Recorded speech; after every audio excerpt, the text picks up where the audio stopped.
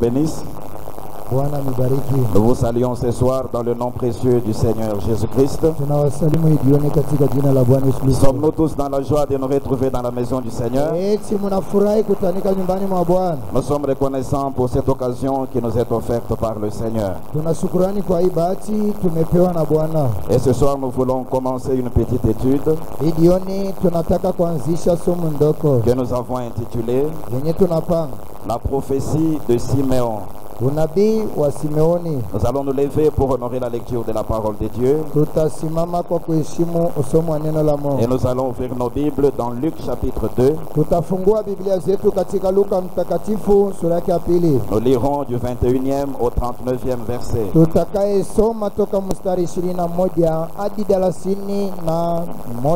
Luc chapitre 2.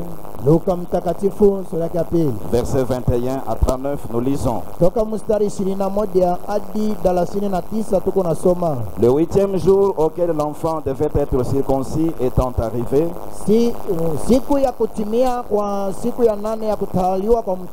on lui donna le nom de Jésus, nom qu'avait indiqué l'ange avant qu'il fût conçu dans le sein de sa mère. Et quand les jours de leur purification furent accomplis, selon la loi de Moïse,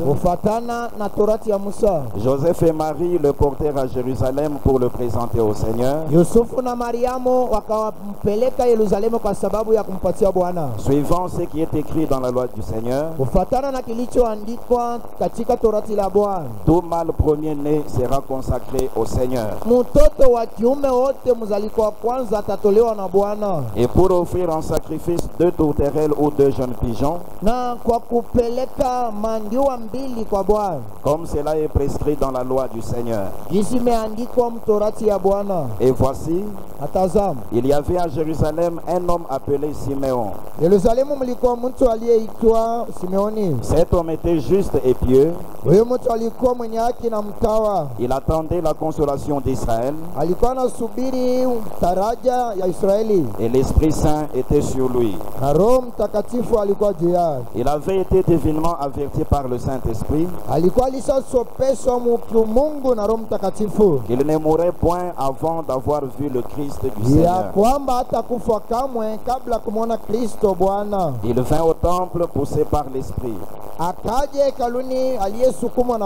Et comme les parents apportaient le petit enfant Jésus pour accomplir à son égard ce qu'ordonnait la loi, il le reçut dans ses bras, bénit Dieu et dit: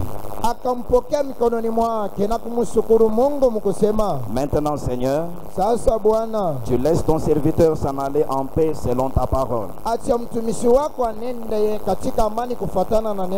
Car mes yeux ont vu ton salut, salut que tu as préparé devant tous les peuples, lumière pour éclairer les nations, et gloire d'Israël ton peuple. Et son père et sa mère étaient dans l'admiration des choses qu'on disait de lui.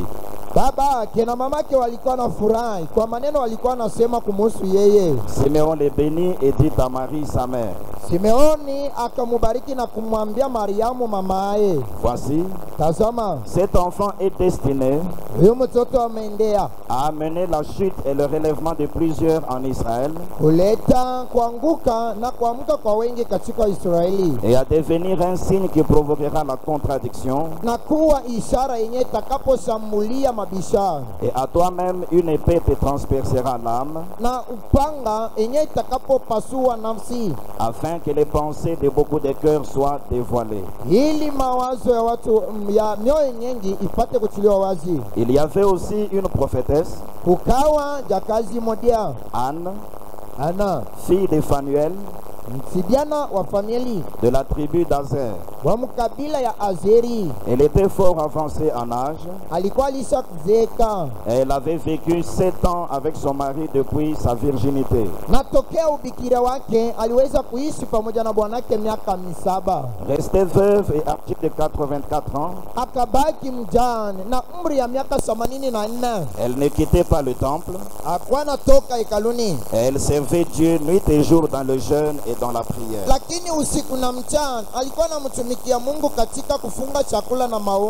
Étant survenue elle aussi à cette même heure, elle louait Dieu et parlait de Jésus à tous ceux qui attendaient la délivrance de Jérusalem.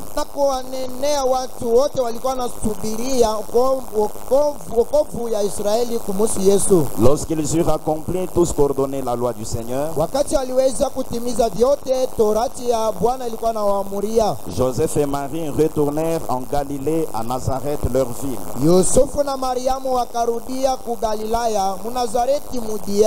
Nous allons parler au Seigneur.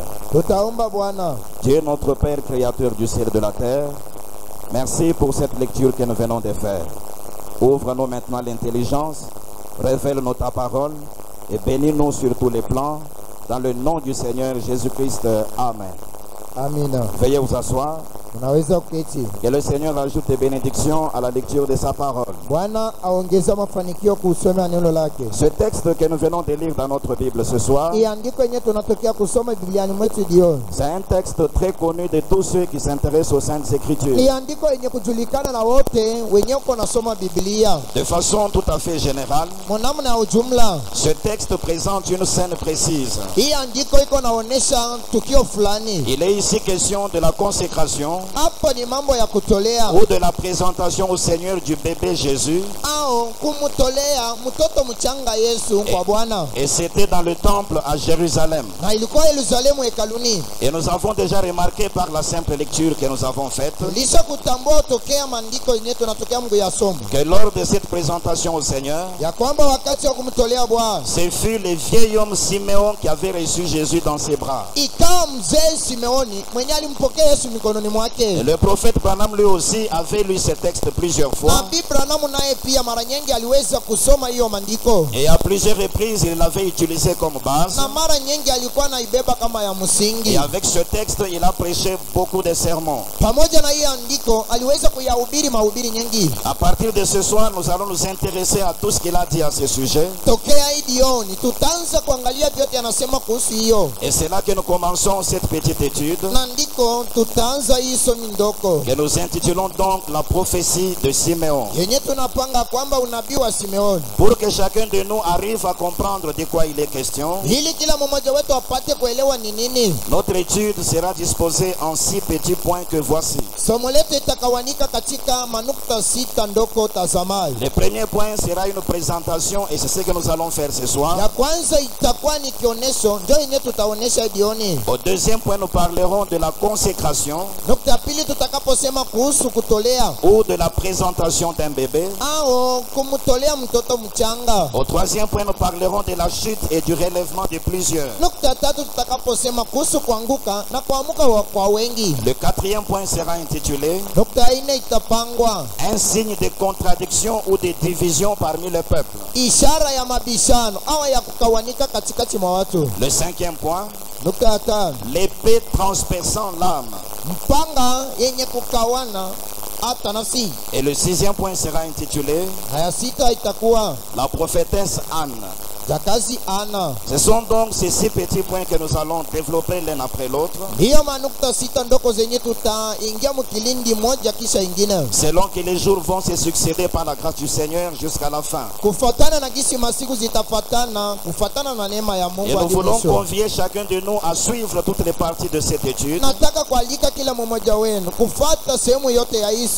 Et chaque fois que nous finissons un point, Kila mara tukisha nukta moja. Si déjà vous avez des questions en rapport avec le point terminé, Kama ulishakuwa na maulizo kuhusu nukta yenyewe tunatokea mkumaliza, vous ferez déjà mieux de nous les faire parvenir. tafadhali kutuletea. Cela va nous permettre soit Ile itaniruhusia ao de mettre les éléments de la réponse dans l'introduction du point suivant, kutia vitu vya jibo yako munukta ifuatayo, ou alors nous allons réserver toutes les questions, au tena nitakusanisha maulizo zote comme d'habitude pour une éventuelle séance de questions et réponses dans l'église. kama kawaida, kwa kutayarisha mikusanyiko za swali na majibu kanisani mwetu. Alors dans la petite présentation que nous voulons faire ce soir, Asa maonesho ndoko yenye tunataka kuwaonesha, nous devons retenir que la scène de notre étude, tunapaswa kuelewa ya kwamba tendo ya somo letu comme nous l'avons vu par la lecture de la Bible, hisi tuliona kufuatana na Biblia. cette scène s'était déroulée à Jérusalem dans le temple. Hii tendo ilitendeka Yerusalemu hekaluni. Et nous devons nous rappeler que ce temple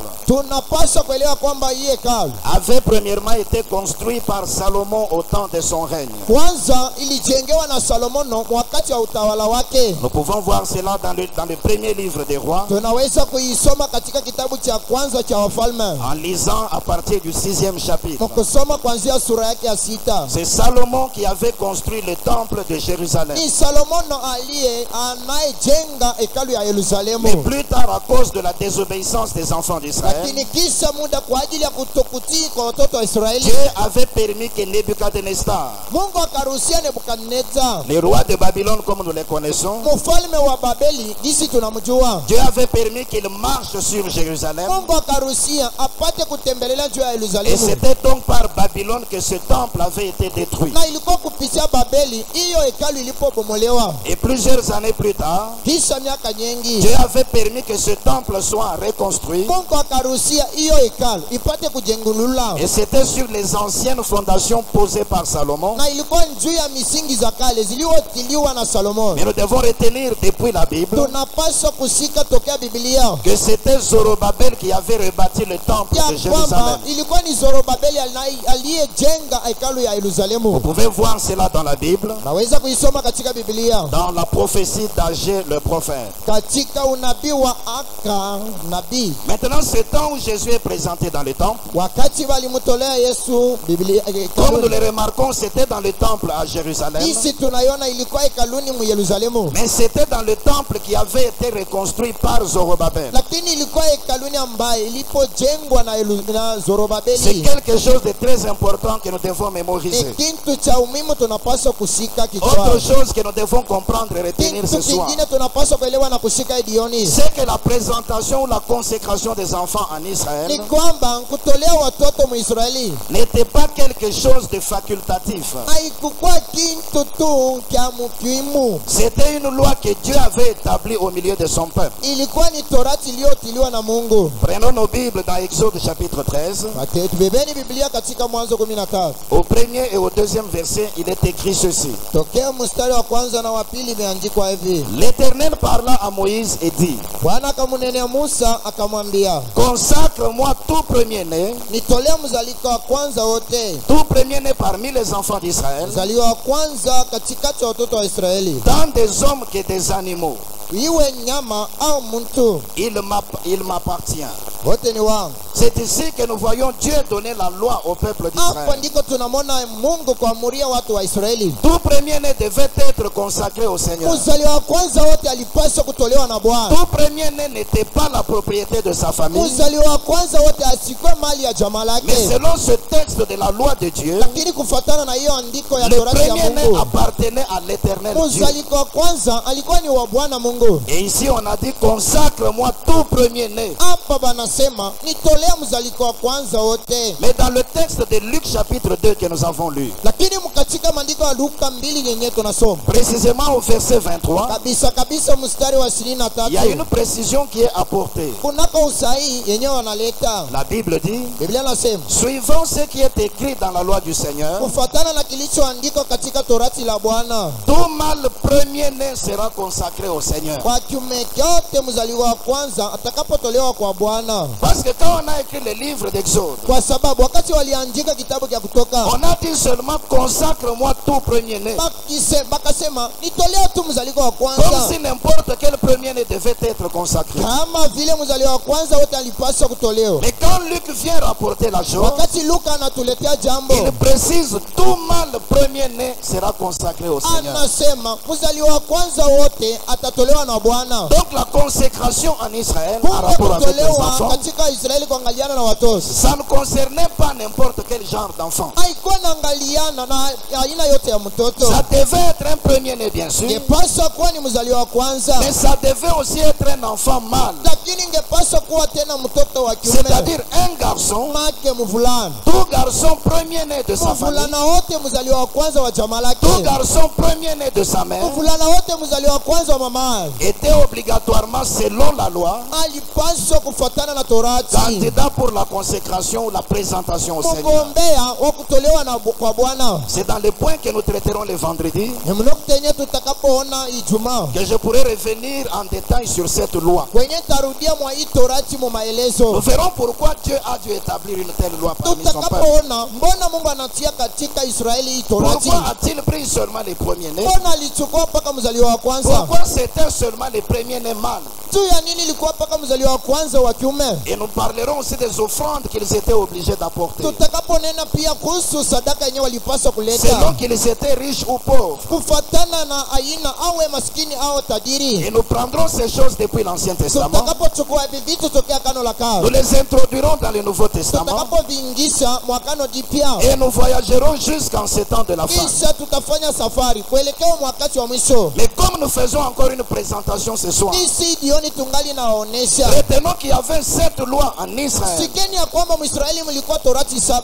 Tout mâle premier-né Mzaliwa wa kwanza wote appartenait à l'Éternel. alikuwa ni mali ya Les Bwana. parents devaient l'amener au temple. Wazazi walipaswa kumpeleka Et il hekaluni, devait être consacré au Seigneur. naye alipaswa kutolewa na Ou Bwana, encore il devait être présenté au hao Seigneur. tena wangepaswa kumwonyesha kwa Bwana. Maintenant ici nous avons un couple. Sasa hapa panapo wili, Nous avons Joseph et Marie. panapo Yusufu na Mariamu. Dans leur foyer, un enfant est né. Jamani mwao mtoto Dans amezalikwa. le texte que nous avons lu, Katika maandiko tunasoma on dit Joseph et Marie, ses parents. panasema Yusufu na Mariamu wazazi wake. C'est dans un sens qu'on leur attribue la parenté. Ni katika maana moja wanawapa uzazi, C'est dans un sens ni katika maana qu'on moja appelle Joseph son père kwenye banaita Yusufu babaye, et qu'on appelle aussi Marie sa na mère. banaita pia Mariamu mamaye, Parce qu'en réalité, kwa sababu mkweli, pour que cet homme ili huyu mtu soit le réel père d'un enfant, awe baba wa kweli wa mtoto, il faut que la sémence qui a formé cet enfant, tafadhali mbeko yenye kumtunga huyu il mtoto,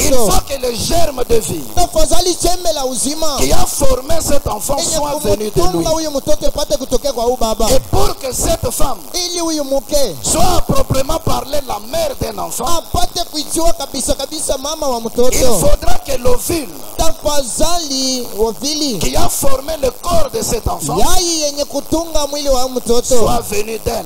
ipate kutokea kwa huyu mama. Voyez-vous, Mnaona, c'est là qu'on peut dire ndiko tunaweza que kusema celui-ci est le père biologique de cet enfant. huyu ndiye baba anayezala huyu mtoto, Celle-ci est la mère biologique de cet huyu ni enfant. mama mzazi wa huyu mtoto. Mais ici, père et mère, Lakini hapa baba na mama ces termes ont été attribués à Joseph et Marie, ilikuwa ni jina wanapanga Yusufu na Mariamu, pas dans le sens propre de la chose. haiko tu mumana ya kweli ya jambo. Joseph n'était que son père nourricier. Yusufu alikuwa tu ni baba yake wa kumkomesha, Mais cette sémence-là, lakini ile mbeko qui avait donné la vie à cet enfant, yenye ilimupatia huyu mtoto uzima elle venait du Dieu Tout-Puissant. ilikuwa inatokea kwa Mungu Mwenyezi. C'est Dieu lui-même qui, par le Saint-Esprit, Ni Mungu yeye mwenye kupitia Roho Mtakatifu avait couvert Marie de son nom. akamfunika Mariamu na Et muvuri wake. même la sémence ou l'ovule qui avait formé son corps. Hata mbeko na yai yenye ilitunga mwili wake Ce n'était pas quelque chose que Dieu avait pris de Marie. haikukuwa kintu kenye Mungu alichukua toka Mariamu, Parce que Paul lui-même, quand il a parlé de kwa Christ, sababu Paulo yeye mwenye akinena kuhusu il yeye dit Christ en venant dans le monde a dit, anasema, Kristo mkuja duniani akasema, Père, tu n'as voulu ni sacrifice ni offrande, Baba hakutaka au sadaka au zabihu, mais tu m'as formé un corps. lakini unanitungia mwili. Dieu avait amené la création de ces deux éléments. Kumbe Mungu alileta kuumba kwa hivi vitu viwili. Le germe de vie venait de Dieu. Chembe la uzima lilikuwa natokea kwa C'est Mungu. Dieu qui avait créé ce germe de Ni vie. Mungu anayeumba yo. Et l'ovule qui avait formé les cellules de son corps Mayai yenye litunga sehemu ya mwili wake était aussi une création de Dieu dans le sein de Marie. ilikuwa pia yenye kumbiwa na Mungu. Ainsi donc Joseph Kwa hivi sasa Yusufu était son père nourricier. alikuwa baba yake wa kumkomesha. Marie était l'incubatrice humaine Mariamu alikuwa mwenye kuchukua mtoto, qui avait simplement servi de couveuse. mwenyewe alisaidia kama kifuniko. Dieu avait créé les deux éléments. Mungu aliumba vitu viwili, Dieu lui-même a formé la rencontre de la chose. yeye mwenyewe akatunga kupatana kwa jambo, Mais il a simplement placé cela dans le sein de Marie. lakini akaipanga tumboni mwa Mariamu. C'est par Marie que ce corps est Ni sorti. kupitia Mariamu hii mwili ilitoka, C'est elle qui l'a allaité. ndiye mwenyewe Et alimnyonyesha. c'était elle qui lui avait donné tous les soins maternels possibles. Ilikuwa ni yeye mwenyewe aliweza kumlea, Mais quand même dans ce sens dans la Bible, lakini tu kwa hii maana ya Biblia on dit son père et sa mère. C'est dans ce sens-là. banasema babake na mamake. Mwa hiyo maana Maintenant, comme Jésus gisi Yesu était sorti du sein de Marie alitoka tumboni mwa Mariamu et qu'il était un enfant mâle, na alikuwa mtoto wa kiume, il était considéré alikuwa naangaliwa comme étant son fils premier-né. kama mtoto wao mzaliwa wa kwanza. Nous sommes dans Luc chapitre 2, Tunasoma katika Luka mtakatifu sura ya pili le 6e et le 7e verset. mstari wa 6 na wa 7. Pendant qu'ils étaient là, Wakati walikuwa huko, le temps où Marie devait accoucher arriva. wakati Mariamu angepaswa kujifungua ikawa, Regardez le verset 7. tazameni mstari wa 7, Elle enfanta son fils premier-né. akamzaa mtoto wake mzaliwa wa kwanza wa kiume, Elle l'emmaillota akamfunika et le coucha dans une crèche na kumlarika katika chumba cha parce kulala qu'il n'y avait pas de place pour eux dans l'hôtellerie. kwa sababu katika chumba ya wageni amukwe fasi.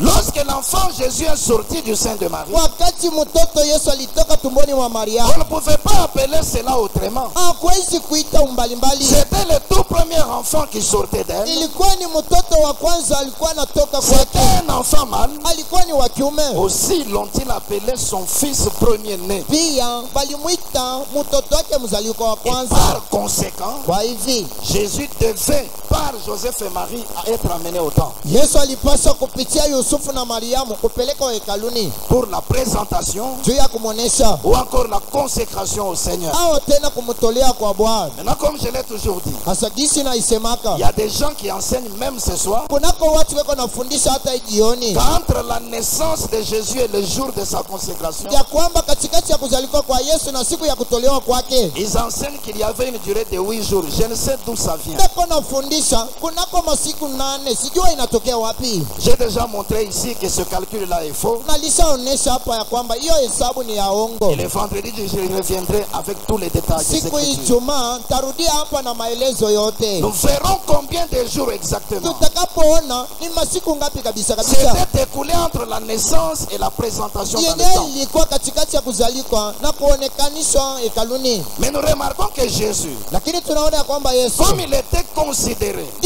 gisi alikuwa comme anaangaliwa étant le fils premier-né de Marie, kama vile mtoto mzaliwa wa kwanza wa Mariamu, lorsque les jours devaient être accomplis, wakati masiku ilipaswa kutimizika, comme ça que Joseph et Marie ndivyo Yusufu na Mariamu l'ont pris et l'ont amené au temple wakambeba na kumleta hekaluni pour la présentation ou la consécration au Seigneur. juu ya kumtolea kwa Bwana. Maintenant, pendant ce temps-là, Sasa kadiri hiyo wakati les enfants d'Israël n'étaient pas dans la liberté. watoto wa Israeli hawakuwa katika huru, Ils étaient sous la domination des Romains. walikuwa natawaliwa na Warumi. Et cela depuis plusieurs années. Ile kulikuwa miaka nyingi, Les Romains les avaient presque réduits à l'esclavage. Warumi walikuwa na watawala, Ils leur imposaient leurs lois. walikuwa na watisha matorati zao, Ils les empêchaient de faire certaines choses de la loi de Dieu. walikuwa na wafungia njia kufanya vitu fulani vya Les torati Romains ya leur Mungu. infligeaient un mauvais traitement. Warumi walikuwa na watesa, Ils leur infligeaient des souffrances. walikuwa na watesa kabisa. Mais les Juifs connaissaient les promesses de Dieu. Lakini Wayahudi wenye kujua ahadi ya Mungu Ils savaient que dans les promesses, walikuwa lishajua kwamba katika ahadi leur Dieu, le grand Jéhovah, Mungu wao Yehova kubwa avait annoncé que le Messie allait venir. alikuwa lisha kutangaza kwamba Mesia angepaswa kudia. Pour eux, le Messie allait être le salut même du peuple. Kwao Mesia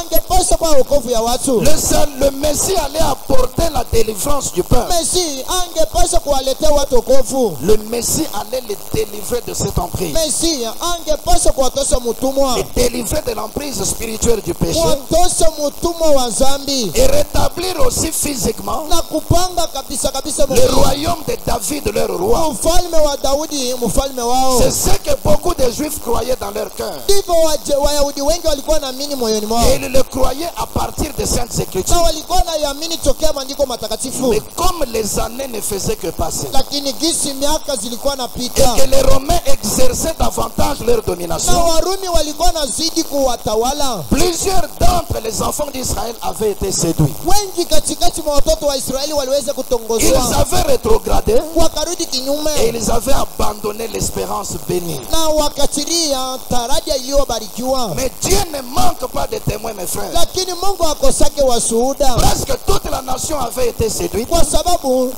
taifa yote ilitongozwa. Mais du milieu de ce gâchis-là, Lakini katikati mwa hiyo uchafu Dieu s'était réservé quelques-uns. Mungu alijichungia wachache. Et parmi ces quelques-uns, Katikati mwa hao wachache il y a un petit groupe, un groupe spécial mukawa kunji ndoko ya upekee que le prophète appelle le groupe des vainqueurs. yenye nabii anaita kunji ya washindaji. Lisons pour les découvrir. Tusoma kwa kuitambua. Nous sommes dans le sermon Comment puis-je vaincre? Tunasoma mahubiri namna kani tashinda Prêché le 25 août 63. yenye kubiriwa tarehe 25 mwezi wa 8 mwaka 63 Point 52. haya 52. Je prendrai aussi les points 89. Takapochukua pia 89. 52, il établit d'abord le principe. 52 yeko na chia kwanza makanuni. Nous voyons ici Tunaona hapa que Dieu a toujours eu des vainqueurs. ya kwamba Mungu anikalaka na washindaji. Il a eu des vainqueurs dans chaque âge. Katikati ya kizazi kyote mkawa washindaji. Il y en a toujours.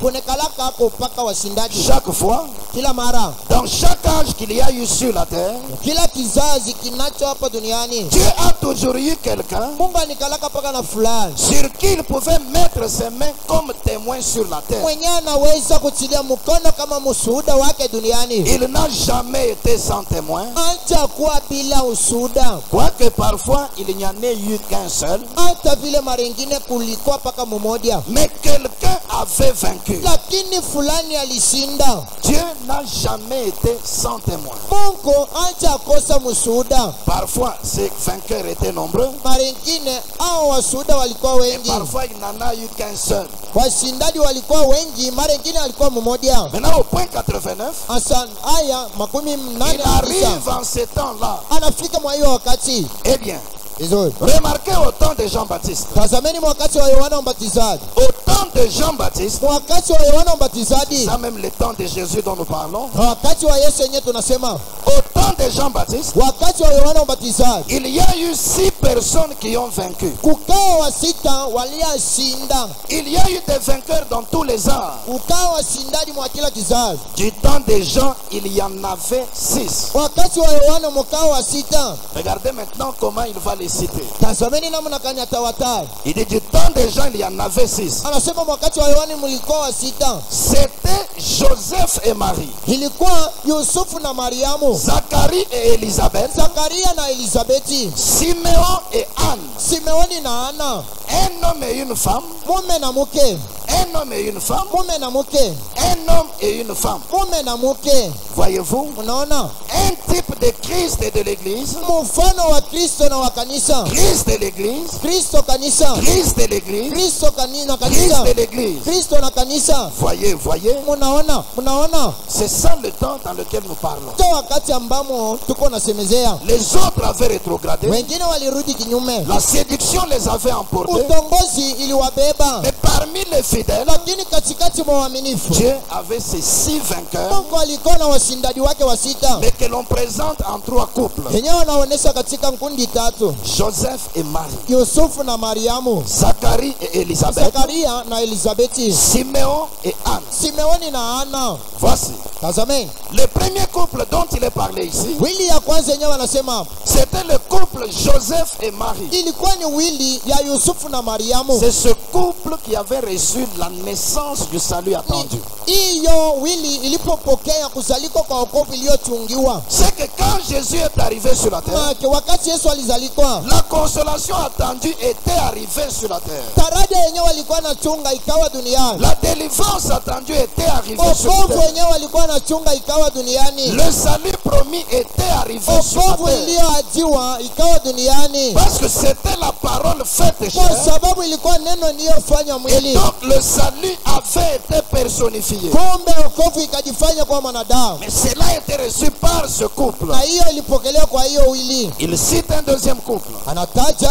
wili ya pili. Le couple Zacharie et Élisabeth. Wili ya Zakaria na Elizabeti. Là, ce sont les parents de Jean-Baptiste. Hao ni wazazi wake wa Yohana Mbatizaji. Ce couple, lui, Hii wili a reçu le précurseur inampokea mtangulizi et le présentateur du Messie attendu. na mwenye kuonesha Mesii anayechungiwa. Parce que ce couple a donné naissance à Jean-Baptiste. Kwa sababu hii wili inamzaa Yohana Mbatizaji. Plus tard, ce fut Jean-Baptiste Kisha ikawa Yohana Mbatizaji qui présenta Jésus au peuple. mwenye akaonesha watu Yesu. Il était avant lui Alimtangulia par rapport à l'éclatement du ministère. kuangaliana na kulipuka kwa huduma. Et lorsque le moment fut arrivé, Wakati katimizika, il le présenta au peuple.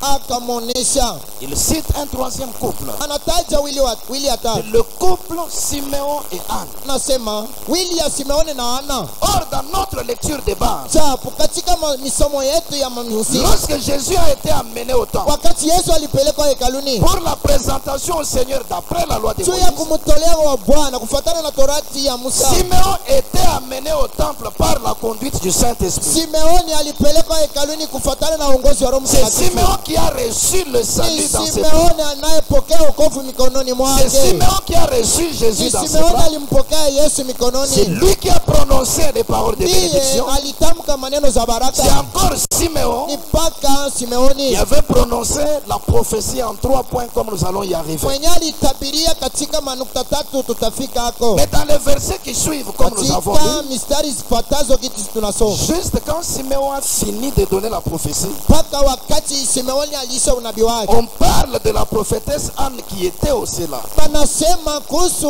Ana jakazi alikuwa Quand elle a vu et entendu la chose, wakati aliona jambo na kusikia, la Bible dit elle louait Dieu. Biblia nasema akamsifu Mungu, Elle s'est mise à parler de Jésus akaanza kusema kumuhusu à Yesu. tous ceux qui attendaient la consolation de Jérusalem. Kunenea yoyote alikuwa na chunga taraja ya Yerusalemu. Donc le premier couple, Kumbe wili ya kwanza, le couple Joseph et Marie, wili ya Yusufu na a Mariamu reçu la naissance de Jésus, kapokea Yesu, la naissance du Messie attendu. kamuzaa Mesii walikuwa anachunga. Le deuxième couple de vainqueurs, Wili ya pili ya washindaji, le couple Zacharie et Élisabeth, wili ya Zakaria na Elizabeti, a reçu la naissance de Jean-Baptiste, nao wanapokea kuzaliko kwa Yohana le Mbatizaji, précurseur mtangulizi et le présentateur du na Messie. mwenye kumwonesha Mesii, Donc le présentateur au peuple. mwenye kuonesha Mesii kwa watu. Le troisième couple, Wili ya tatu, le couple Siméon et Anne, wili ya Simeoni na Ana, et c'est dans le temps. boni hekaluni. Ce couple reçoit l'enfant Jésus Iwili inampokea mwana Yesu pour la consécration, la présentation au Seigneur. juu ya kumtolea Bwana, Et c'est de là que la prophétie est sortie. na ndiko unabii litoka. Et Anne qui est ici comme la femme dans ce couple-là, Ana mwenye kuapa kama mke mwa hiyo wili se met à louer Dieu pour cela. akaanza kumsifu Mungu. Kwa hiyo Elle se met à en parler akaanza kunena à tous ceux qui avaient la même foi et qui attendaient la même chose. kunenea wote alikuwa na imani moja moja na kuchunga jambo ile C'est ile. quelque chose de très important Ni ce soir. kitu cha umuhimu ijioni, Parce que dans la suite de notre étude, kwa sababu mkufuata kwa somo nous letu reviendrons sur ces éléments dans leur détail. tutakaporudia kwa hivi vintu mukilindi. Maintenant, on arrive au temps. Sasa tunafika mwekalo, Beaucoup de parents étaient venus wazazi wengi Il y avait beaucoup d'enfants à présenter au Seigneur. kulikuwa watoto wengi wa kumtolea Bwana. Et comme nous allons y arriver le vendredi, Kisi tutafika hako Ijumaa. comme Marie était du côté des pauvres, Kisi Mariamu alikuwa ngambo ya wamaskini. Branham dit qu'elle avait sa tête inclinée. Branham anasema alikuwa anainamisha kichwa Elle ne yake. se sentait pas valeureuse. Hakuwa anajisikia kama mwenye kuwa na Mais bei. ce vieil homme Siméon, Lakini huyu mzee Simeoni dirigé par l'Esprit Saint, mwenye kuongozwa na Roho il Mtakatifu a mis de côté les autres bébés. akatia watoto wachanga wote Il pembeni, s'est présenté devant elle et a pris l'enfant Jésus. akalionyesha mbele ya Mariamu na kumchukua La mtoto Yesu. prophétie de Siméon. Unabii wa Simeoni. Avant d'aller plus loin vers la prophétie, Kabla kusonga mbele kuelekea unabii, voyons d'abord le caractère de cet homme Siméon. tuone kwanza tabia ya huyu mtu Simeoni. Cela va nous aider aussi dans notre vie en tant que chrétiens. Itatusaidia maishani mwetu kama Wakristo. Reprenons nos Bibles Tuchukue mara tena Biblia dans la lecture des bases que nous avons faite. katika usome wa msingi yenye tunasoma Toujours Luc chapitre 2, mpaka Luka mtakatifu sura ya pili à partir du 25e verset. tokea mstari wa 25. Et voici, il y avait à Jérusalem Tazama, kulikuwa ku Yerusalemu un homme appelé Siméon. mtu anayeitwa Simeoni. Cet homme était juste et pieux. Huyu mtu alikuwa mwenye haki na mtawa, Il attendait la consolation d'Israël alikuwa anachunga faraja ya Bwana et l'Esprit Saint était sur lui. na Roho Mtakatifu alikuwa juu yake. Des bonnes qualités qui sont citées au sujet de cet homme. Tabia mzuri banahitaja kumuhusu huyu mtu, Mais la première chose qui m'attire en rapport avec Siméon, lakini jambo ya kwanza yenye kunivuta kuangaliana na Simeoni c'est que quand la Bible se met à le ni présenter, kwamba wakati Biblia inaanza kumtaja, la Bible dit il y avait à Jérusalem un homme. Biblia inasema ku Yerusalemu kukawa mtu mmoja. Ce n'était pas un homme, Hakukuwa ce malaika, n'était pas plus qu'un homme, hakushindia hata mwanadamu, mais c'était un homme tout à fait ordinaire. lakini alikuwa ni mtu wa kawaida. Siméon était un homme comme toi, mon frère. Simeoni alikuwa mtu sawa wewe na mimi. Siméon était de l'humanité que nous sommes. Simeoni alikuwa tu ni mwanadamu, Il était un homme comme nous, frères et sœurs, ce alikuwa soir. mtu sawa sisi. Voyez-vous? Mnaona, Mais son nom était Siméon. lakini jina lake ilikuwa ni Simeoni. Le nom Siméon en hébreu, Jina yake katika Kiunani il signifie celui qui écoute. anamaanisha anayesikia. Pas étonnant que le Saint-Esprit se soit révélé à lui. Aishangaza mtendo ya kwamba Roho Mtakatifu alijifunua mbele Pas yake. étrange que Dieu lui ait parlé divinement de ces choses. Haiko ya kushangaza ye kunenewa na Mungu kwa hivi vitu. C'était une personne prête à écouter d'abord. Alikuwa tu ni mtu mwenye kuwa tayari kusikia. Mon frère, ma soeur. Ndugu yangu na C'est dada, là que j'aimerais apporter une exhortation ce niko soir. nataka kuwaonya hii jioni, Ne cherchez pas à être plus qu'un homme. usitafute kushindia mwanadamu. Non. Tu Hapana, peux être un homme. naweza kuwa Tu mwanadamu, peux être un homme. naweza kuwa mwanadamu, Mais c'est possible d'être un chrétien Siméon. lakini inawezekana kuwa Mkristo Simeoni, Parce que Dieu a besoin de telles personnes. kwa sababu Mungu anahitaji watu wa hivi. C'est généralement à ce genre de personnes qu'il se révèle. Ni kabisa kabisa kwa aina ya watu wa hivi eko na lifununwa Juste un homme, mpaka tu mtu, son nom détermine sa nature. lakini jina lake inaonyesha tabia yake, C'est lui qui écoute. anayesikia. Le verbe écouter a donc deux sens. Selezi kusikia kiko na maana mbili. Premièrement, il signifie Kwanza inamaanisha prêter l'oreille pour entendre. kuteka sikio kwa kusikia. Et deuxièmement, il signifie Cha pili inamaanisha obéir. kutii. Que nos églises sont pleines aujourd'hui. Makanisa zetu zijaziwe Des jioni. personnes qui ne sont pas prêtes à prêter d'abord l'oreille pour entendre. Watu wenyewe hawako tayari kuteka sikio kwa kusikia. Même dans une petite contestation, Hata tu mu mabishano un kidogo, petit problème entre les frères ou les sœurs, mambo kidogo katikati ya ndugu na vous dada, trouvez que les frères ou la sœur, utaona tu ndugu au dada ils veulent toujours parler, wanataka tu kunena, eux-mêmes ne sont pas disposés de prêter l'oreille et écouter d'abord. hawako tayari kuteka sikio na kusikia. Nous devons être des chrétiens Siméon, Tunapaswa kuwa Wakristo Simeoni disposés à un moment wenye kuwa tayari de wakati se fulani taire et entendre d'abord celui qui parle. kukaa kimya na kuteka sikio kwa anayenena, Caractérisés aussi par l'obéissance. mwenye kuleta tabia ya utiifu, Parce qu'en réalité, ce que nous devons écouter, kwa sababu mukweli kenye tunapaswa kusikia c'est la parole de Dieu, ni neno la Mungu ou alors quelque chose qui est conforme à la parole. au tena kilichoambatana na Parce que neno, Dieu nous a présenté son Fils kwa unique. sababu Mungu anatupatia mwana Il wake, nous a présenté Jésus, anatupatia Yesu. il a dit celui-ci Anasema huyo est mon fils bien-aimé, ni mwanangu mpendwa, en qui je prends plaisir de demeurer. ndani mwake nafurahi kudumu. Vous tout le peuple, Nini watu? écoutez-le. Mumusikie.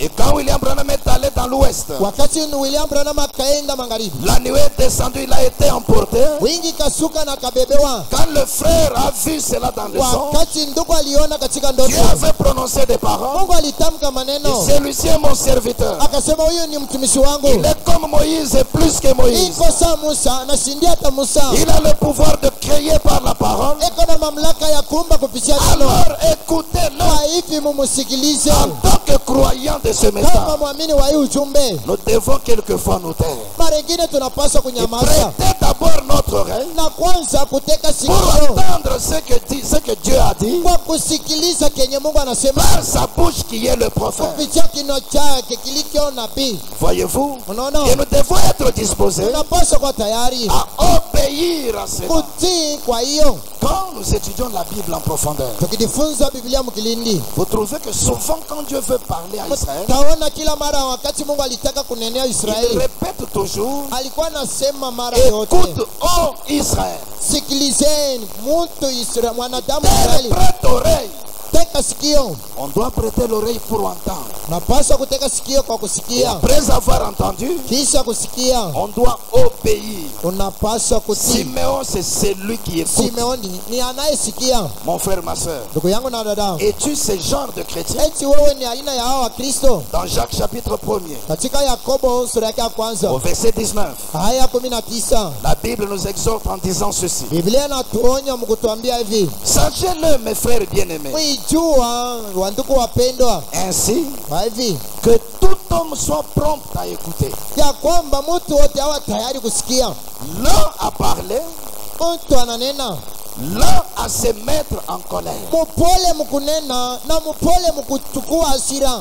Quand il est question d'écouter, Kama ni mambo ya kusikia, nous devons être prompts à écouter. tunapaswa kuwa tayari mkusikia, C'est-à-dire disposés et rapides. manake wenye kwa haraka na tayari. Nous devons être prompts à écouter. Tunapaswa kuwa tayari kusikia, L'un à parler, pole mkunena, l'un à se mettre en colère. pole mkuingia mwa hasira. Mais aujourd'hui, il semble Hasa leo inaonekana que le diable a renversé l'ordre de Dieu. ya kwamba shetani amepinduza utaratibu wa Mungu. Aujourd'hui, on parle vite Leo tuko nasema kwa haraka et on parle beaucoup. na tuko nasema sana. Aujourd'hui, on se met vite en colère. Leo tuko nasirika kwa kawaida, Mais quand il faut d'abord prêter l'oreille, lakini kama ni mambo ya kuteka sikio, ça ne doit pas être ainsi, mon frère, ma soeur. haipaswa kwa hivi ndugu na dada. Proverbe 18, verset 13. Mithali 18 mstari wa 13, Celui qui répond avant d'avoir écouté anayejibia kabla ya kusikia fait un acte de folie eko na tendo ya umazimu et s'attire la confusion. na iko namletea uvuruko. Vous n'avez même pas encore parlé, il répond déjà. Aujanena alisha kujibu, Mais tu réponds à quoi? lakini uko najibia kunini? Écoute d'abord. Kwanza sikiliza. Proverbe 28, verset 9. Mithali 28 mstari wa 9, Si quelqu'un détourne l'oreille ikiwa tu fulani kufunga sikio pour ne pas écouter la loi, ili asisikia torati, sa prière même est une abomination. ombi yake ni chafuko. Si tu n'as pas cette disposition Kama tu hauko tayari de prêter l'oreille pour entendre kwa kuteka sikio juu ya kusikia et d'obéir à la loi de na Dieu, kutii kutorati ya Mungu, c'est-à-dire écouter dans tous les deux sens, manake kusikia katika maana yote la mbili. prière sera une abomination devant Dieu. Ombi yako mbele ya Mungu itakuwa ni chafuko, Ça sera la prière d'un pécheur, itakuwa ni ombi ya mtenda zambi, une prière à laquelle Dieu n'accorde pas d'exaucement. ombi yenye Mungu hatajibia. Nous devons être des chrétiens qui écoutent, Tunapaswa kwa Wakristo wenye kusikiliza, qui prêtent l'oreille pour entendre ce que Dieu dit wenye par sa parole wanateka sikio ili wasikia vile Mungu anasema et qui mettent aussi cela en pratique. na kuitia katika tendo. Proverbe 8, verset 34. Mithali sura ya 8 mstari wa 4, Heureux l'homme qui m'écoute, eri mtu mwenye kunisikia, qui veille chaque jour à mes portes mwenye kona keishi kila siku milango et qui en garde les poteaux. na mwenye kuyalinda makunzo. Mon frère, ma soeur, Ndugu na dada, si tu veux vivre le bonheur de Dieu dans ta vie, kama unataka kuona unono wa Mungu maishani mwako, écoute Dieu. msikilize Mungu. C'est-à-dire entends-le Manake umsikie et obéis à tout ce qu'il dit. na utii kwa maneno zake. Proverbe 1 verset 33. Mithali sura yake ya kwanza mstari 33. Mais celui qui m'écoute reposera avec assurance. Mwenye kunisikia atakapopumzika na ujasiri, Il vivra tranquille atakapoishi mupole et sans craindre aucun mal. na bila hata kuogopa ubaya tamodia. Vous savez frère, Unajua ndugu, lorsque vous êtes conscient wakati unajua et convaincu na kutishiwa que vous avez entendu la parole de ya Dieu kwamba unasikia neno la Mungu et que vous avez obéi à la parole de Dieu, na ulikuwa mutifu kuneno la vous Mungu, sentez vous-même l'assurance dans votre cœur. utasikia hata ujasiri moyoni Vous mwako. sentez que vous vivez tranquillement. Utasikia tu ya kwamba ko naishi mustare, Aucune crainte du mal ne peut vous hanter. hata hofu wa mabaya haitakukamata. Quand vous savez que ce que vous faites là Lakini ukijua tu ya kwamba hivi unafaa, n'est pas l'obéissance à ce que Dieu a dit par sa parole. haiko utiifu kuneno la Mungu. Si vous avez un brin de chrétienté dans votre cœur, Ukiwa tu na ukristiano maishani vous mwako, sentirez vous-même que vous êtes dans le danger. utasikia tu ya kwamba ko mwatari. Soyons des chrétiens qui écoutent Dieu, Tuwe wa Kristo wenye kumsikiliza qui Mungu entendent la parole na kusikia neno et qui obéissent à cette na parole-là. kutii kwa hiyo neno, Non seulement dans ce sens-là, si mpaka mwa hiyo maana même quand nous allons dans nos prières personnelles, hata wakati tutaanza kuomba, il y a des gens qui entrent dans la prière. kunako watu weko na sali, C'est lui seul qui parle du début à la fin. ni mpaka yeye ko na nena tokea mwanzo hadi mwisho. Et puis il a fini de parler, il se lève, il parle. Je Kisha prie. yeye kumaliza kunena, anainuka na kwenda. Les choses ne devaient pas être ainsi. Vitu havipaswa kwa hivi. Ne parlez pas tout le temps vous seul. Usianza mpaka kunena peke yako kila mara. Nous devrions aussi laisser du temps pour que Dieu nous parle. Hapana, tungepaswa kuachia na yeye Mungu ni wakati ya Nous devrions kunena. à un certain moment Tungepaswa wakati fulani nous tranquilliser et écouter d'abord Dieu. kukaa kimya na kumsikilize kwanza Mungu. Dans le sermon, écoutez sa voix. Katika mahubiri sikilizeni sauti yake. Prêché le 5 octobre 58. Yenye kuhubiriwa tarehe 5 mwezi wa 10 mwaka 58. Si vous lisez dans la version Shekinah Publication, Mukisoma utafsiri wa Shekinah Publication, prenez le point 34. chukueni aya 34. Si vous lisez la version La Voix de Dieu, Kisoma ya sauti ya Mungu, prenez les points 60 et 61. chukueni aya 61. Le prophète dit ceci. Nabii anasema hivi, Vous voyez, mnaona nous faisons passer trop de choses avant le Seigneur. tuko natangulisha vitu vingi mbele ya Bwana. On ne sait plus tenir une réunion de prière. Hatujua hata kutengeneza hata kusanyiko wa ombi, Parce que M. Godfrey est au programme ce soir. kwa sababu Bwana Godfrey eko kumpangio hii jioni. Ah, je ne saurais pas me consacrer. Hapana, sitaweza Je ne kujitolea, saurais pas mettre ce temps au profit de la prière. sitaweza kutolea hii wakati kuombi, Parce qu'à telle heure, je dois suivre une telle comédie à la télévision. kwa sababu saa 10 ya jioni napaswa kufuata mchezo fulani. On ne sait plus tenir une réunion de prière. Hatuwezi tena kutengeneza kusanyiko ya ombi, Parce que M. Godfrey est au programme ce soir. kwa sababu Bwana Godfrey eko kumchezo hii jioni. Vous ne pouvez avoir la réunion de prière. Hamtatengeneza kusanyiko ya ombi, Parce que nous aimons Suzy est au programme ce soir. kwa sababu tunampenda huyu eko kumpangio jioni. Oui, une autre sorte d'absurdité semblable qui prend tout le temps. Ndiyo mchezo wetu iko nabeba wakati nyingi, Et nous n'avons pas le temps d'écouter la voix du Seigneur. tunakosa wakati wa kusikiliza sauti ya Bwana. Et ceux qui confessent être chrétiens Wenyewe uko nakiri kuwa Wakristo, s'agenouillent tout simplement weko napika tu magoti en faisant une petite prière mukufanya tu kaombi kadogo, du genre fait maison. kufanya tu kaombi tu kamnyumba. Seigneur, bénis ma famille et moi. Bwana bariki jamaa langu na mimi Et prends soin de nous. na utuangaikia. Bonne nuit. Usiku njema. Et le matin suivant, Na asubuhi ifuatayo ils se lèvent et disent, anainuka tena na kusema guide-nous pendant la journée. na kusifu mchana, Guide-nous pendant la journée. kutongoza katika mchana. Bonne journée.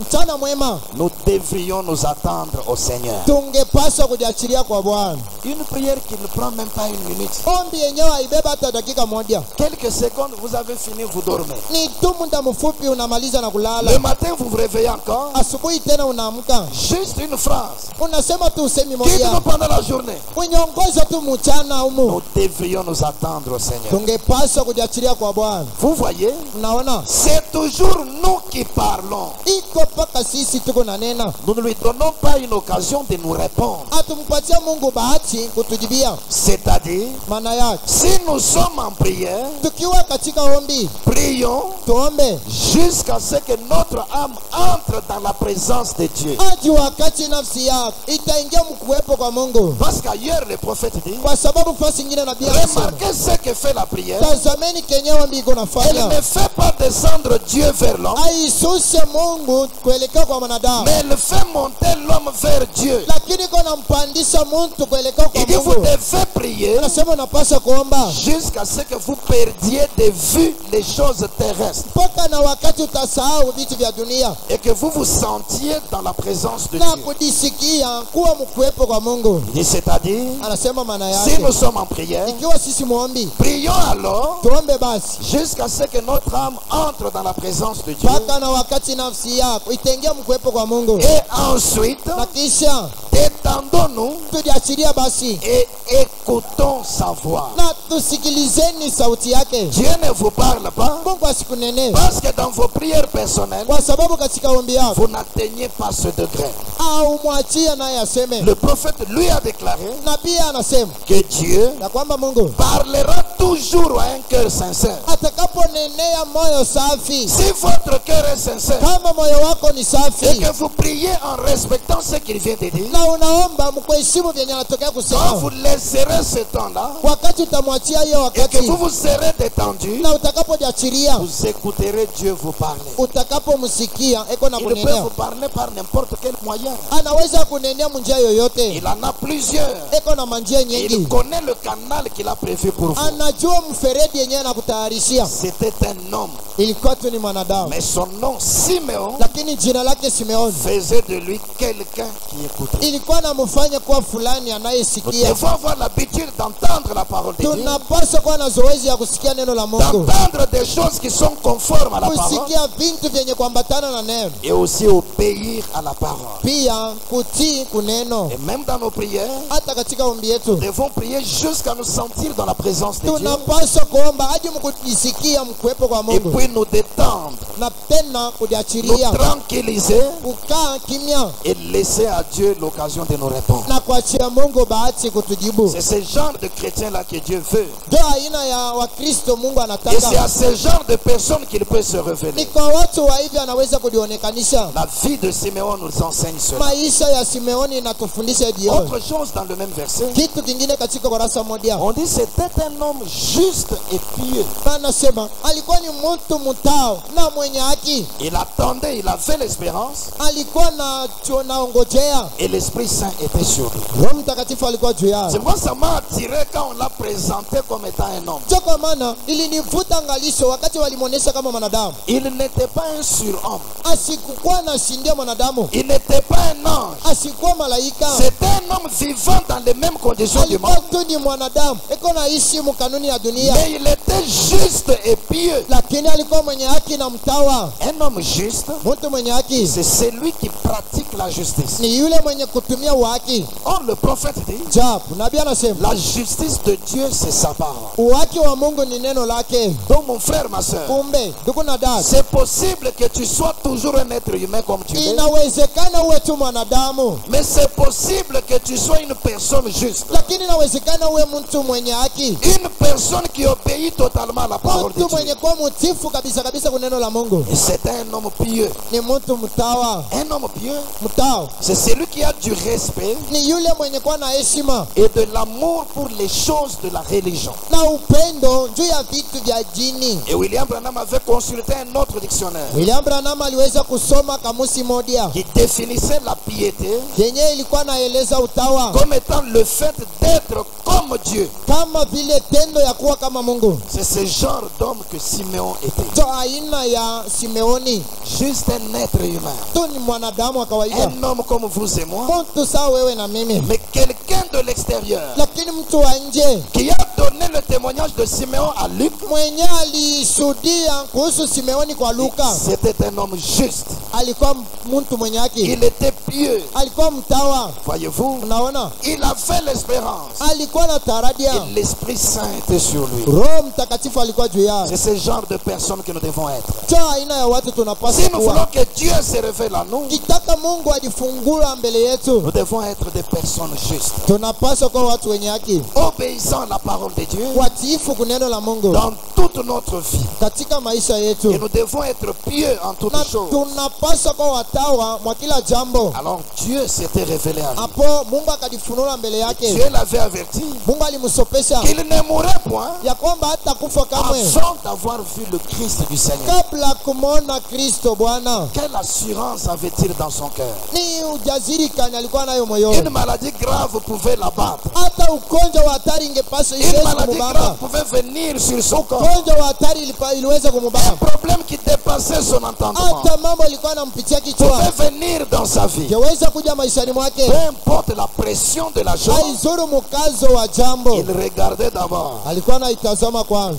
M'est-il déjà arrivé de voir le Christ du Seigneur? Eti nalisha kumuona Kristo Bwana, Si je ne l'ai pas encore vu dans ma kama vie, sijamwona maishani mwangu, c'est que cette chose ne peut pas m'emporter. make hii jambo haitanibeba. Et le prophète déclare Nabii anasema que ceci devait être une consolation pour les croyants. ya kwamba hii ingepaswa kuwa taraja kwa kila mwamini, Que si Dieu ya kwamba kama Mungu n'a pas encore fini avec votre vie sur la terre, hajamaliza na maisha yako duniani, même si l'on réunissait tous les démons de l'enfer, hata kama banakusanisha mandemona yote rien janamu, ne peut vous emporter de ce monde. chochote haitakutosha Le duniani. but de Dieu doit être atteint. Sababu ya Mungu anapaswa kuifikia. Job a été couvert des ulcères, Ayubu alikuwa na bivimbo fasi mais il n'est yote, pas mort lakini asikufake parce que le but de Dieu n'était pas kwa atteint. sababu Mungu alikuwa hajafikia Daniel a shabaha été yake. jeté dans la fosse au lion, Danieli alitupiliwa katika mais nzio les ya lions ne l'ont simba, pas dévoré lakini hata simba parce que haikumpepeta les 70 semaines attendaient encore. kwa sababu alikuwa Les anaongojea. 3 enfants hébreux ont été jetés dans la fournaise. Watoto wa Kiebrania watatu walitupiwa katika Le theluji feu ya ne les moto. a pas consumés Moto parce haikuwateketeza que le but de Dieu kwa n'était pas achevé. sababu shabaha ya Mungu ilikuwa William hajafikiwa. Branham avait reçu une balle dans la jambe. William Branham alichukua risasi kumkuu, Il s'est retrouvé dans le coma pendant environ 8 heures. alianguka kadiri masaa 8. Rien ne pouvait l'emporter Chochote haikuwezi kumuua parce que les 7 anges et les autres choses l'attendaient. kwa sababu nyakati 7 na vitu vingine vilikuwa J'aimerais namshikilia. le proclamer ouvertement ce Nataka soir. kuitangaza wazi jioni, Dieu n'a pas encore fini avec toi hajamaliza nawe, parce qu'il y a des promesses que tu n'as pas encore kwa vues. sababu kunako maji Il y a des haujaishi, bénédictions qui ne sont pas encore arrivées. kunako mafanikio hajatendeka. Rien ne va t'emporter de ce monde Chochote haitakutosha mwa hii parce dunia que le plan de Dieu ne peut pas être kwa détruit. sababu muradi wa Mungu haitabomolewa. Simeon est resté comme ça. Simeoni alibaki kama hivi, Il était devenu un vieil homme. akawa mzee. Et comme Dieu accomplit toujours ses paroles, Jinsi Mungu yuko anatimiza mpaka neno quand lake. ce jour-là est arrivé, Wakati wa kutimilika kwa hiyo ce siku, couple précis a amené cet enfant. hii wili yenye njina ikampeleka mtoto. La Bible dit, l'a reçu dans les bras. Biblia anasema akampokea mkononi, Et il a dit, mikononi, maintenant Seigneur, akasema sasa Bwana, tu laisses ton serviteur s'en aller en paix, acha mtumishi wako aende lwake selon ta parole. kufuatana na neno lako, Car mes yeux kwa kuwa macho yangu ont vu ton salut. zinaona. Simeoni, Quel est le salut que tes yeux ont vu? ni wokovu gani macho yako zinaona? Il dirait ce soir, Atasema jioni, c'est ce que vous appelez petit bébé ici. huyu mwenyewe mnaita mtoto Et mchanga, moi j'ai une autre façon de voir. lakini mimi niko na namna nyingine ya J'ai kuona. une vision d'aigle. Niko na ono ya taa, Les yeux de tout le monde voient un petit bébé. macho ya wote yanamwona mtoto Mais mchanga, pour moi, selon les promesses du jour, lakini kwangu kufuatana na hadi ya siku ceci devient un jour du hii salut. inakuwa ni siku ya wokovu, Et je viens de voir le salut. na natokea kuona Le wokovu. salut que tu as préparé devant tous les peuples. Wokovu wenyewe unatayarishia mbele ya watu, Non seulement ce petit bébé était le salut, si mpaka huyu mtoto mchanga alikuwa mais il lui wokovu, attribue d'autres qualificatifs. lakini anamwita tena, Une lumière pour éclairer les nations anasema nuru kwa kuangazia taifa et gloire d'Israël pour ton peuple. na utukufu wa Israeli kwa umalako. Voyez-vous, Unaona un petit bébé mtoto mchanga auquel les autres pouvaient donner n'importe quel genre de titre. mwenyewe watu wengine wangeweza kumuita gisi Mais walipenda, quand c'est lui qui avait l'œil prophétique, lakini wakati mwingine alikuwa na licho c'est ya le unabii. salut de l'Éternel que nous attendions. Anasema ni wokovu wa Israeli tulikuwa C'est la tunachunga. lumière qui peut éclairer les Ni nations. nuru yenyewe inaweza kuangazia mataifa. C'est ça la gloire d'Israël, le Hicho peuple de Dieu. utukufu wa Israeli ume la Mungu. Et par la suite, il donne maintenant la prophétie. Kisha anatabiria, Il donne la prophétie en 3 points. anatabiria katika manukta tatu. Au verset 33 et 34. Mstari 33. Je prends 34 et 35. Nachukua 34 hadi 35. Simeon les bénit et dit à Marie sa mère, Simeoni akamubariki na kumwambia Mariamu mamaye, voici, tazama cet enfant est destiné huyu mtoto amelekewa à amener la chute et le relèvement de plusieurs en Israël. kuanguka kwa wengi na kuamka kwa wengi katika Israeli. C'est ça le premier élément de la prophétie. Chombo ya kwanza ya unabii. Ce petit enfant, Huyu mtoto et on mdogo vient de le louer hautement. banatokea tu kumsifu On kwa vient sauti ya de nguvu, dire qu'il est le salut. banatokea kusema yeye ni En wokovu, d'autres termes, kusema kwengine il est la délivrance du yeye ni peuple. wokovu wa watu, Il est la lumière pour éclairer yeye les ni nations. nuru njoo kuangazia mataifa, Il est la gloire du yeye peuple ni de Dieu. utukufu wa watu wa Mungu. Mais attention, Lakini sopokeni, il se tourne vers Marie, anamgeukia Mariamu, une femme qui représente l'église. mke mwenye kuwa mfano wa kanisa. Sache aussi que cet enfant Jua pia kwamba huyu mtoto est destiné anaelekewa à amener la chute et le relèvement de plusieurs en Israël. kufikisha kuanguka na kuamuka kwa wengi katika Israeli. Deuxième élément de la prophétie, Kitu cha pili cha unabii et à devenir na kuwa un signe ishara qui provoquera la contradiction. yenye itakapoleta mabishano. Et la version Alfred Cohen dit qu'il apportera la division parmi le peuple. Utafsiri ya kweni inasema itakapoleta kugawanika kwa watu, Et à toi-même, na kwako wewe mwenyewe une épée te transpercera l'âme, itakuwa tu ni upanga ya kupasua nafsi, afin que les pensées de beaucoup de cœurs soient dévoilées. ili wazo ya watu wengi ipate kutiliwa wazi. Ici, Simeon donne la prophétie en 3 Hapa points. hapa Simeoni anatabiria katika manukta tatu. Ce bébé Jésus, Huyo mtoto qui était mchanga le Yesu salut attendu, mwenye alikuwa ukovu tulikuwa qui nachunga, était la lumière pour éclairer les nations, mwenye alikuwa nuru kwa kuangazia mataifa, qui était la gloire d'Israël. mwenye alikuwa utukufu wa Israeli. Voyez-vous, Unaona, il était aussi destiné alikuwa pia mwenye à kuelekewa amener la chute et le relèvement de plusieurs. kupeleka kuanguka kwa watu wengi na kuamuka Il kwa était wengi. destiné à devenir Alielekewa kuwa un signe qui allait provoquer la contradiction. ishara ingepaswa kuamsha mabishano, Et à Marie, na kwa Mariamu une épée allait transpercer l'âme. upanga ingepaswa kupasua nafsi. Simeon finit de donner la prophétie en 3 Simeoni points. anamaliza mukuleta unabii, On parle de la prophétesse Anne. banasema kuhusu jakazi Ana. C'est dans le 6e point de notre étude que nous reviendrons sur les détails de Ni Anne. katika nukta ya 6 ya somo letu tutakaporudilia Ana. Mais déjà, comme nous avons lu, la Bible a dit Kwanza gisi tunasoma Biblia qu'elle nasema s'est mise à louer Dieu akaanza kumsifu Mungu et à annoncer cela. na Elle kuitangaza, s'est mise à parler de Jésus akaanza kunena kuhusu à Yesu, tous ceux qui attendaient la consolation de Jérusalem. kunenea wote alikuwa anasubiria tarada ya Mungu. C'était le jour du salut. Ilikuwa ni siku ya wokovu Et la chose se passa dans le temps. na jambo ikatendeka hekaluni. Ce soir, mon frère, ma soeur, Hii jioni, ndugu na ne dada, pouvons-nous pas réaliser aussi eti hatuwezi kujua pia que ce qui arriva en ce temps-là kutambua kwamba kilichotendeka est leo wakati réellement arrivé aujourd'hui? inatendeka kabisa kabisa Ne leo. pouvons-nous pas nous lever ce soir Hatuwezi tunasimama hii et jioni porter les lunettes de la prophétie na kuvaa liwali ya unabii et voir que Dieu a répété l'histoire? na kuona ya kwamba Mungu anarudisha historia. Oui, monsieur. Ndiyo Bwana, Il y avait le temple de Salomon. kulikuwa hekalu ya Salomono. Ce temple de Salomon Hilo hekalu ya Salomono était le type de l'église. ilikuwa mfano wa kanisa. Salomon qui était le type de Jésus, Salomono alikuwa mfano wa Yesu, il a construit ce temple pendant son règne. akajenga hiyo hekalu masiku Jésus mengi. a formé ou construit l'église Yesu akajenga kanisa pendant les 3 ans et demi de son ministère sur la terre. kadiri miaka mitatu na sehemu ya huduma lake De même que dunia. le temple de Salomon Vile vile na hekalu ya a Salomono été dédicacé.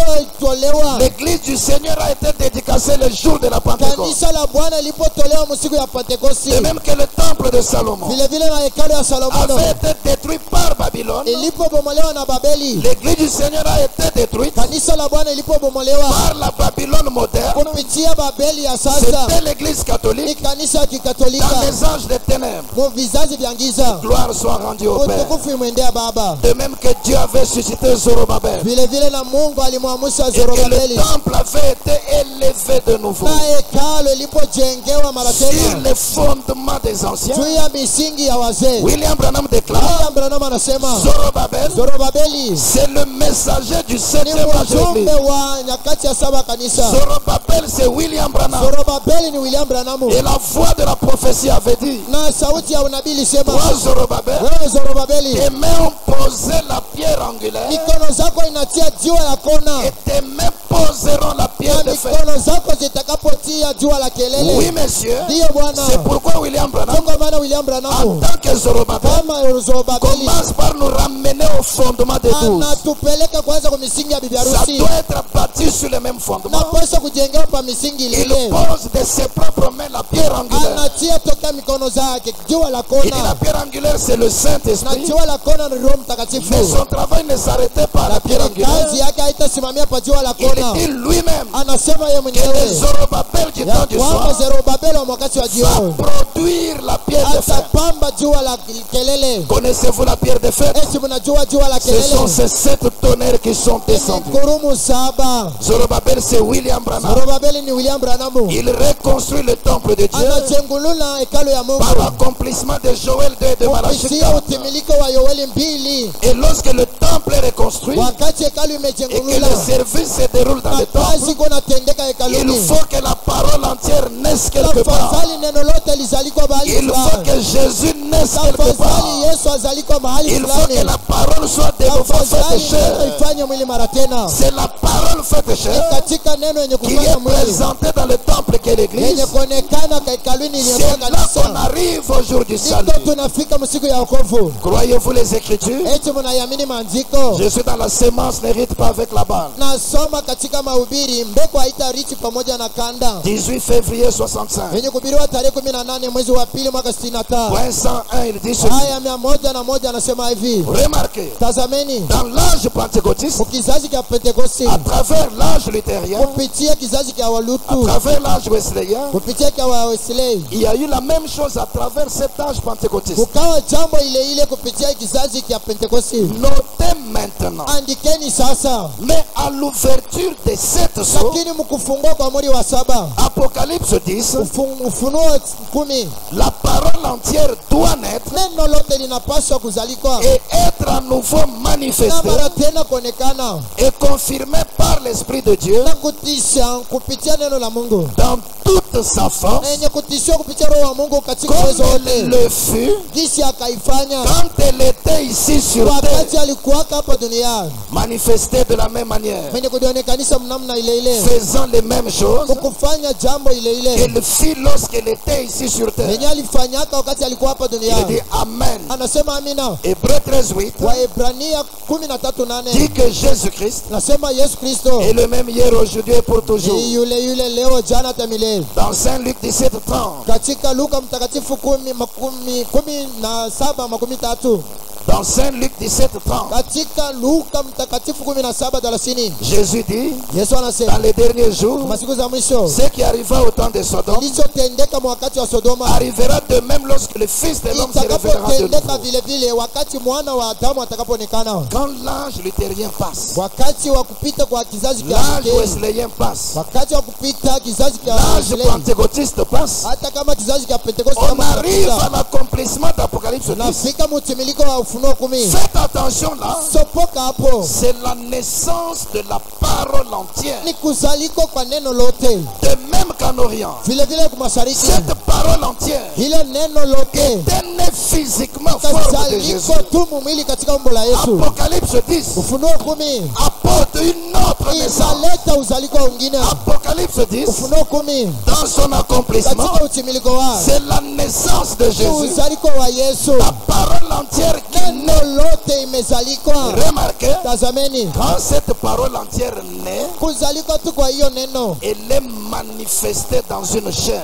imeonekana katika mwili. Il dit dans toute sa force, Anasema katika uwezo wote, comme elle le fut quand elle était sur terre là-bas. jinsi alipofanya wakati alikuwa duniani Il huko. prend Luc 17:30, Anachukua Luka il 17:30, prend Hébreux 13:8. anachukua Ibrania Qu'est-ce que 13:8. cela nous enseigne, mes frères? Inatufundisha nini mandugu zangu? Aujourd'hui, Leo Jésus-Christ est né Yesu Kristo amezalikwa en tant que parole entière kama neno lote par l'accomplissement d'Apocalypse 10. kupitia utimiliko wa Ufunuko 10, Mais il s'est manifesté dans la chair lakini humaine. amelionekanisha katika mwili wa mwanadamu. William Branham, William Branham avec la parole entière en na lui, neno lote ndani c'est mwake, la même chose qu'en Orient. jambo ile ile ilikuwa Mais la kumashariki, seule différence, lakini tofauti c'est moja le corps ni physique. mwili wa mnofu. Alors ce soir, Hapo hii jioni, si c'était le jour du kama salut, ilikuwa siku ya wokovu, aujourd'hui c'est le jour du leo ni siku ya wokovu. Écoutons le prophète. Fateni nabii Dans le sermon, les choses qui doivent arriver. katika mahubiri, vitu vinapaswa kufika, Prêché le 5 décembre 65. yenye kuhubiriwa tarehe 5 mwezi wa 12 mwaka 65. Au point 14, il dit ceci. Haya yake 14 anasema, Et je crois qu'aujourd'hui, naamini ya kwamba nous leo vivons la même chose. tuko naishi jambo ile ile. Dieu,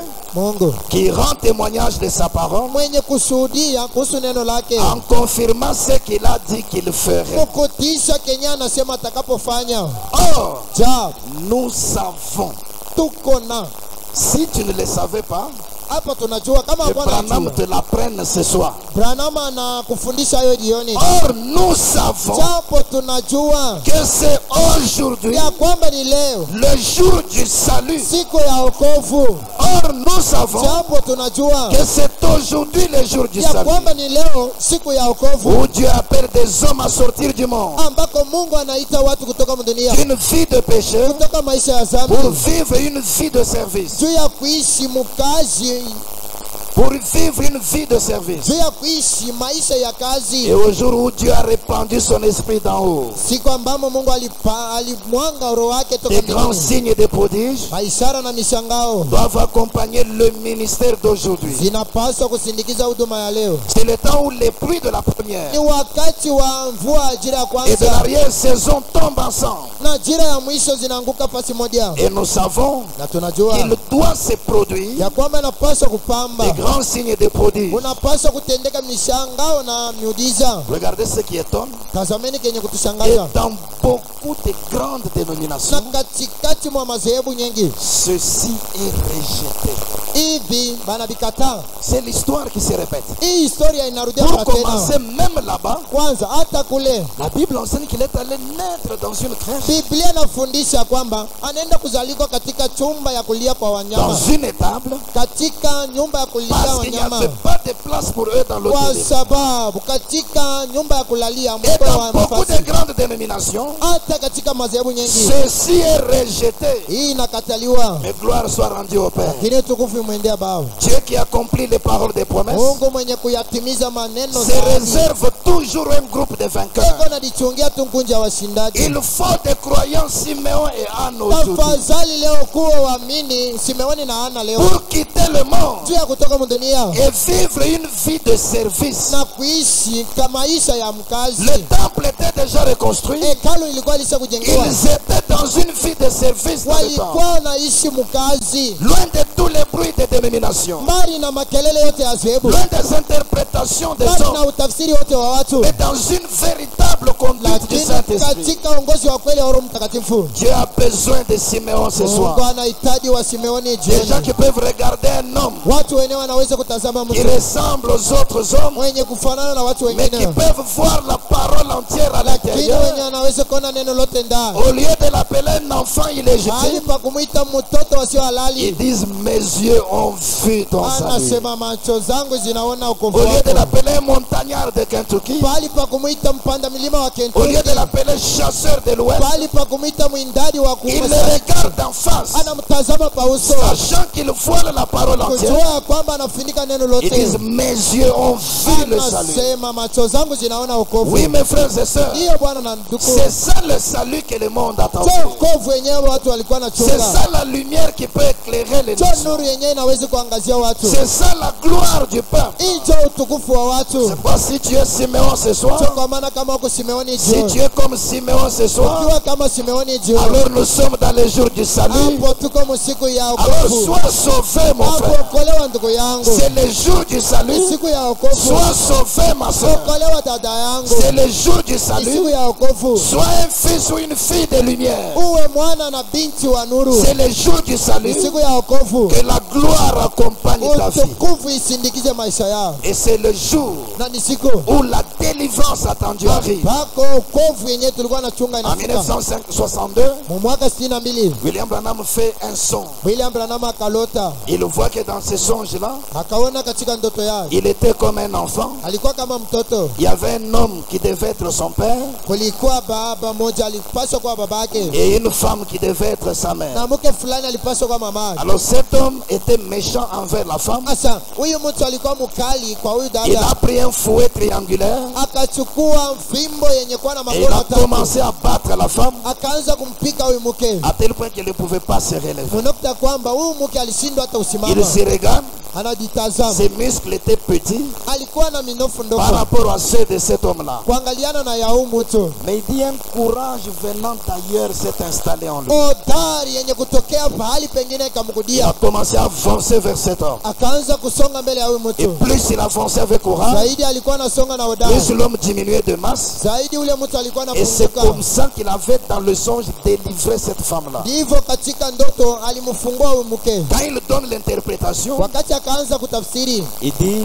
cette femme c'était l'église. asema huyu mke alikuwa ni kanisa, Cet homme c'était la dénomination. huyo mtu alikuwa ni zehebu. Le fouet triangulaire, Hii fimbo ya kona c'était tatu le baptême dans les trois titres. ilikuwa ni ubatizo katika vyeo tatu. L'église catholique romaine dominait sur l'église. du Seigneur. Kanisa ya kikatolika ya Kirumi ilikuwa na tawala Et même kanisa. dans ces temps-là, les Romains dominaient sur Israël. Vile vile na mwile wakati Warumi walikuwa na watawala wa Mais Israeli. la parole faite chair qui devait être introduite Lakini neno yenye kujifanya mwili yenye ilipaswa était le kuingizwa salut, la consolation et la délivrance pour le peuple. ilikuwa wokovu na kutaraja ya Bwana ya watu. Aujourd'hui, par son ministère, Leo kupitia huduma lake l'Église a reçu sa délivrance. kanisa inafunguliwa. Au jour du salut, il n'y a pas que ça. Siku ya wokovu hakuko paka hii. Finissons par cette écriture. Tumalizia pa hii andiko. Isaïe chapitre 49, Isaya 49 depuis le 8e verset jusqu'au 13e. tokea mstari wa 8 hadi 13. Ainsi parle l'Éternel. Hivi asema Bwana, Au temps de la grâce, wakati wa neema je t'exaucerai. takapo kujibu, Et au jour du salut, na siku ya wokovu je te secouerai. takapo kusaidia. Mon frère, ma soeur, Ndugu na dada, tu as le secours du Seigneur. uko na msaada wa Mungu Parce que tu vis en plein jour du salut. kwa sababu uko naishi mchana msiku ya Et au jour wokovu, du salut, na msiku ya wokovu je te secouerai. takapo kusaidia, Je te garderai. takapo kulinda, Nous sommes en sécurité, mes amis. uko mulinzi, Et je t'établirai takapo kupanga pour traiter alliance avec le peuple, ili ufanye agano na watu pour relever le pays. juu ya kusimamisha Oui, nchi. cet enfant est destiné Hiyo huyu mtoto amelekewa à amener la chute et le relèvement de plusieurs. kuangusha na kusimamisha watu Mais wengi. pour toi qui reconnais le jour du salut, Lakini kwako wewe mwenye kutambua siku ya Dieu wokovu, doit te relever. Mungu anapaswa Et kusimamisha par l'alliance que Dieu traite avec na toi, kupitia agano yenyewe iko il natumia na wewe, relève le pays tout entier. eko nasimamisha nchi yote Dieu pour distribuer des héritages désolés. juu ya kukawanya mali, Pour dire aux captifs, sortez. kwambia wafungwa tokeni, Et à ceux qui sont dans les ténèbres, paraissez. kwa wenye kuwa katika giza mwangazieni, Ils péteront sur les chemins na kutembea nchini et ils trouveront des pâturages sur les coteaux. na kupata majani mabichi kunguzo. Ils n'auront pas faim. Hawatakuwa na njaa, Ils n'auront pas soif. hawatakuwa na kiu, Le mirage et le soleil ne les feront point souffrir. hata jua haitawatesa, Car celui qui a pitié d'eux kwa kuwa anayewasikilia huruma sera leur guide.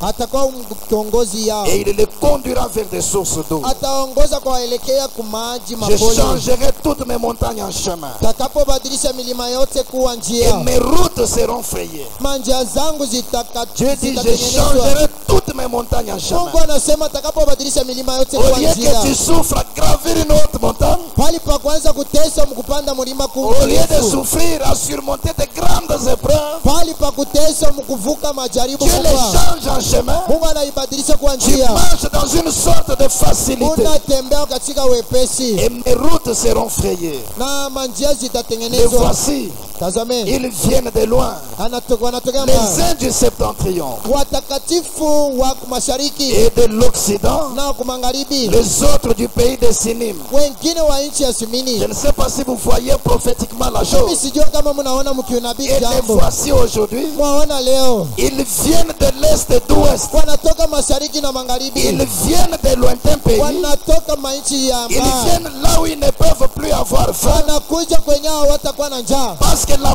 manna était kwa emmagasinée. sababu maana La ilichungiwa nourriture spirituelle au temps convenant. chakula ya kiroho wakati yenye Là où ils kufaa, ne peuvent plus avoir soif. kwenye hao watakuwa na kiu, Parce que le Saint-Esprit est kwa là. sababu Roho Mtakatifu La yupo, portion qui satisfait sehemu pleinement. yenye kutosha Il kabisa. dit, cieux, réjouissez-vous. Anasema mawingo Terre furahini, soit dans l'allégresse. udongo upate kushangilia, Montagne éclate de cris de joie. lima pate kuleta kelele Car furaha. l'Éternel console son peuple. Kwa kuwa Baba Bwana iko Il a bariki watu pitié de wake, ces malheureux. anawarumia wanyonge. Nous sommes dans le jour du Sisi salut. tuko msiku ya wokovu. Jésus-Christ est né Yesu aujourd'hui. Kristo amezalikwa La leo. parole entière, Neno lote par l'ouverture de cette kupitia source, kufunguliwa kwa et mwili wa cette saba, parole entière, lakini hiyo neno lote manifestée dans la chair de William Branham. inaonekanishwa katika mwili wa mwanadamu. Voici le salut que nous Kwa neno attendions. wokovu tulikuwa C'est nachunga, le temps de la ni délivrance. wakati wa ufungulivu, C'est le temps du ni salut. wakati wa wokovu, C'est le temps de la ni consolation. wakati wa taraja, C'est le temps de la plénitude ni de la wakati wa joie. utele wa furaha. Mais attention, Lakini sopokee, il y aura la chute et le relèvement de plusieurs. utakuwa kuanguka na kuamka kwa watu wengi, Ça sera un signe de contradiction, itakuwa ni ishara ya de mabishano division parmi le peuple. na kugawanika katikati ya watu. Ceux-ci croiront telle chose et iront dans leur sens. Wa fulani wataamini jambo fulani na kwenda ngambo yao, Ceux-là croiront autre chose et iront dans leur wengine sens. watakapoamini jambo yao na kwenda Une ngambo yao. contradiction parmi le peuple. Mabishano katikati mwa watu, Et quelque part, nafasi fulani l'épée transpercera l'âme.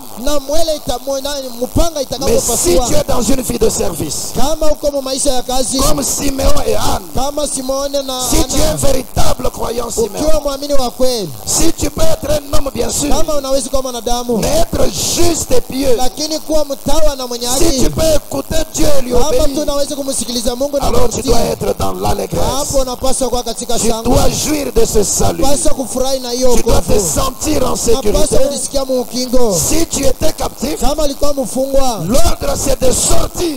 amri ni kutoka. Si tu étais dans les ténèbres, Kama alikuwa mungiza, l'ordre c'est de paraître. amri ni Oui, kuonekana. l'épouse doit paraître Bibi aujourd'hui. harusi anapaswa On kuonekana ne leo, doit plus être caché. hatupaswa On kufichama, ne doit plus faire des choses qui ne prospèrent pas. hatupaswa kufanya vitu havistawishwe. Toi qui étais dans la captivité, Wewe mwenye ulikuwa mtumwa, sors ce soir. toka hii jioni. Toi qui étais dans les ténèbres, Wewe mwenye ulikuwa mungiza, parais ce soir. onekana sasa, Sois sauvé, okolewa, sois consolé, ufarijiwa, sois délivré, ufunguliwa, sois dans les cris d'allégresse. uwe katika Que le furaha. malheur prenne fin. Wanyonge Parce que c'est lui qui a pitié de ces kwa sababu malheureux. anaye na huruma Et wanyonge, c'est lui qui s'est révélé ni yule en anajionekanisha ce temps du salut. hii masiku ya Que le wokovu. Seigneur nous bénisse pour Bwana ce soir. tubariki si wote jioni.